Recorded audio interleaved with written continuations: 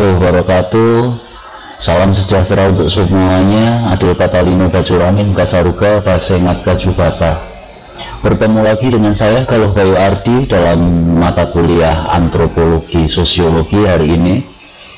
Oke, dalam channel ini saya akan membawakan mengenai judulnya adalah pluralitas budaya dan interaksi sosial atau proses-proses sosial. Nah, walaupun mungkin kali ini tidak selesai dan akan saya sambung lagi di video berikutnya, karena sebelum kita melihat pluralitas budaya dan juga proses interaksi sosial, kita harus melihat dulu atau kita harus coba pahami konsep-konsep dasar kebudayaan dan konsep-konsep dasar interaksi sosial, supaya kita sebelum membahasnya kita sudah mulai kita sudah paham dulu apa yang kita bahas. Nah, di sini akan saya mulai pertamanya dengan, dan ini kenapa saya berulang-ulang, karena konsep kebudayaan dan juga konsep interaksi sosial ini kadang-kadang sering kali kita lupa, atau kita sering membahasnya tapi seringkali membahasnya tanpa menggunakan atau terlupa atau lengah dengan dasar pemikiran atau asumsi dasar kita. Kebudayaan itu apa, interaksi sosial itu apa. Oke, saya ingatkan kembali bahwa budaya mempunyai wujud dan unsurnya. Oke, dalam wujudnya kita bisa sekali lagi kita seharusnya dengan mudah mengingat sistem budaya adalah sistem yang pertama adalah sistem gagasan, semua yang ada di pikiran kita, lalu kemudian pikiran kita menjadi alasan atau menjadi dasar untuk semua sistem tindakan ataupun aktivitas kita sehari-hari yang berulang-ulang, dan gagasan juga yang akhirnya membuat itu kita bisa memiliki perubahan-perubahan dalam perilaku atau pola perilaku tertentu. Dan dari perilaku itu, dari apa yang kita lakukan, tindakan-tindakan apa yang kita perbuat, itu akan menghasilkan sesuatu, baik itu material maupun non material. Ketika itu berupa material, sering kita sebut sebagai artefak, perlengkapan, alat, benda, wujudnya secara fisik. Sementara dalam unsurnya yang ada gagasan, ada sistem tindakan dan perilaku tadi, lalu kemudian ada hasil karyanya. Dalam hal yang berkaitan dengan budaya atau kita sebut budaya atau culture, itu memiliki menurut Kunchara ada 7 bagian atau 7 unsur. Yang pertama adalah bahasa.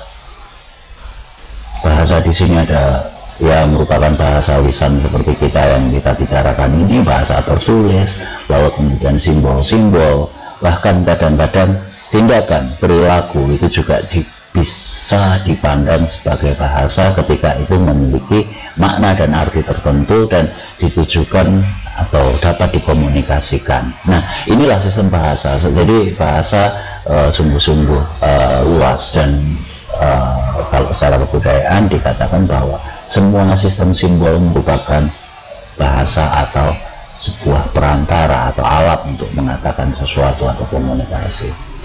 Lalu setelah manusia mampu berbahasa, manusia adalah makhluk kolektif, sehingga dengan bahasa itu mereka bisa bekerja sama, berkelompok, maka muncullah organisasi sosial, muncullah kekerabatan dan lain sebagainya, dan mereka akhirnya bisa bekerja sama.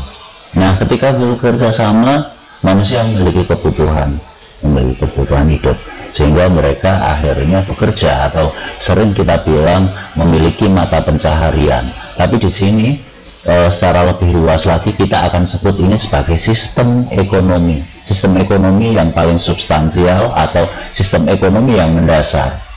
Bukan masalah untung rugi, itu ekonomi formal. Kalau yang paling mendasar sistem ekonomi itu adalah bagaimana manusia memenuhi kebutuhannya untuk bertahan hidup. Dan hari ini memang akhirnya sangat kompleks. Ada perbankan, ada perdagangan, lalu kemudian ada pemikiran-pemikiran baru seperti mulai ada yang menabung, kebutuhan itu ada bertingkat-tingkat, primer, sekunder, dan lain sebagainya. Nah, seperti itu. Kemudian ada mata pencaharian atau sistem ekonomi. Seandainya baik itu pada masyarakat tradisional maupun masyarakat modern sekarang, dibutuhkan berbagai macam peralatan, perlengkapan. Saya menyebutnya di sini sistem pencarian erat menyebutnya sistem teknologi. Saya coba secara kontekstual atau sistem peralatan, saya secara konseptual mengatakan itu sistem teknologi, dari mulai yang sederhana sampai dengan yang modern, dari mulai itu cangkul, galah untuk memetik buah misalnya, lalu sampai hari ini mungkin komputer, gadget, mesin-mesin dan lain sebagainya, mesin-mesin industri dan lain sebagainya, itu merupakan sistem peralatan, sistem teknologi. Jadi tidak harus tradisional, karena kebudayaan ada sampai hari ini, walaupun karakteristiknya terus berubah dan bersifat supraorganik.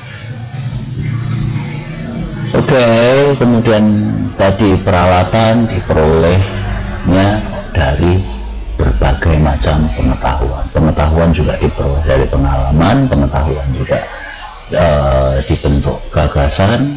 Yang paling sering pengetahuan itu kita peroleh dari tadi, karena kita mengenal bahasa, kita peroleh dari pengalaman, kita peroleh dari interaksi, kita peroleh dari membaca apapun, baik itu membaca secara harfiah ataupun membaca keadaan atau membaca pengalaman dan lain. Kemudian ketika manusia sudah mulai punya teknologi, punya peralatan, manusia juga memiliki rasa keindahan, dan itu dicurahkan dalam kesenian, sistem kesenian. Kesenian banyak sekali. Kesenian berkaitan dengan estetika atau keindahan. Kesenian dapat juga berbagai wujud. Kesenian juga dapat dipandang sebagai alat komunikasi, karena itu sifatnya sangat sosial. Ada yang menciptakan, ada yang menunjukkan, ada yang merespon, ada yang mengapresiasi atau menghayati, lalu kemudian terus direka ulang, direkonstruksi dan lain sebagainya, dan akhirnya menjadi berkembang.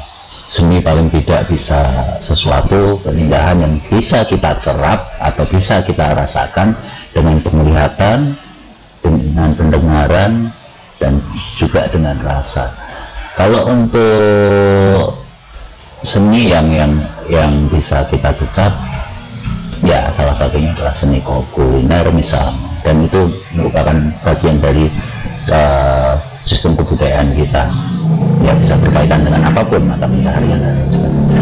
Lalu kemudian yang terakhir, setelah ya ini juga semuanya belum tentu berurutan dalam sebuah kebudayaan. Kemudian yang terakhir adalah sistem religi.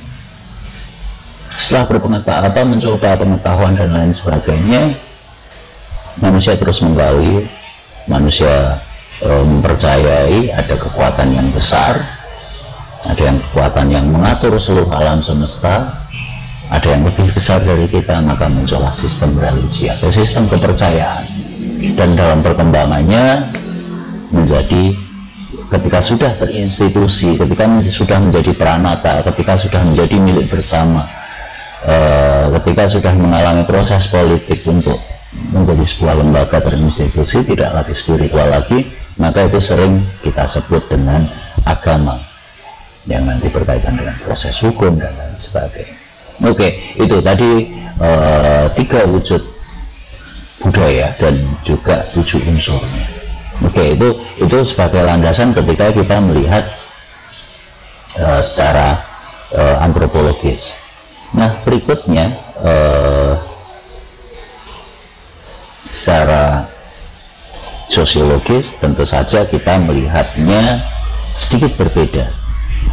Kita melihat sebagai dalam kondisi sosial ini, kita melihat pluralitas dan lain sebagainya, itu adalah ada berbagai macam jenis hubungan antar manusia di sini. Nah, ini bisa kita lihat hubungan antar individu, satu orang dengan orang lain, satu orang antar satu orang, hubungan antar individu itu banyak karakteristiknya dan banyak dinamikanya juga.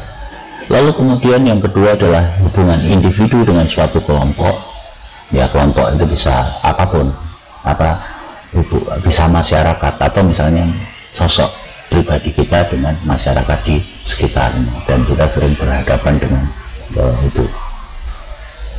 Kemudian antar kelompok atau antar kolektif di sini, jadinya kelompok tertentu dengan kelompok tertentu. Nah, kelompok ini bisa didasarkan apapun, bisa didasarkan identitas asal, daerah asal misalnya, identitas etnis, identitas mungkin tadi agama atau sistem religi, identitas kesamaan hobi dan lain sebagainya dan lain sebagainya. Nanti ada bentuk-bentuk dari kelompok di pertemuan-pertemuan berikutnya nanti akan lebih jelas. Lalu kemudian bentuk proses sosial sendiri. Jadi proses sosial sendiri, interaksi antar manusia, baik itu yang antar individu, antar kelompok, individu dengan kelompok, itu ada di sini dibagi proses sosialnya menjadi dua, yaitu proses asosiatif dan proses disosiatif. Proses asosiatif itu bagaimana baik itu kelompok antar individu atau individu dengan kelompok, antar kelompok, itu ada dua, yaitu asosiatif dan disosiatif. Asosiatif adalah ketika interaksi itu menghasilkan mereka bergabung, mereka menjadi satu kelompok, mereka bekerja sama dan lain sebagainya. Sementara ketika disosiatif ini mereka menjadi terpisah. Ada bentuk-bentuk kelompok-kelompok ini karena disosiatif. Ada banyak hal yang membuat sebuah hubungan antar kolektif atau antar individu itu menjadi terpisah atau disosiatif. Itu tadi banyak faktornya, dan itu merupakan beberapa proses dari beberapa proses dari dinamika hubungan, jenis hubungan antar manusia tadi dan proses sosial.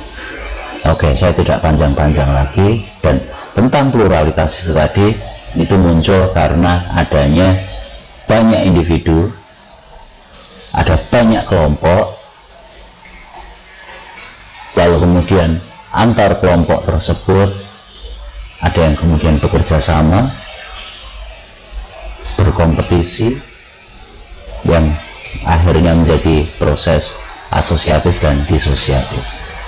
Oke, tentang pluralitas dan keberagamannya mungkin ini akan sebentar saja video saya lanjutkan di minggu depan. Jadi berdasarkan ini semua, nanti saya akan memberikan contoh bagaimana proses dinamika sosial budaya di kota Pontianak, Kalimantan Barat.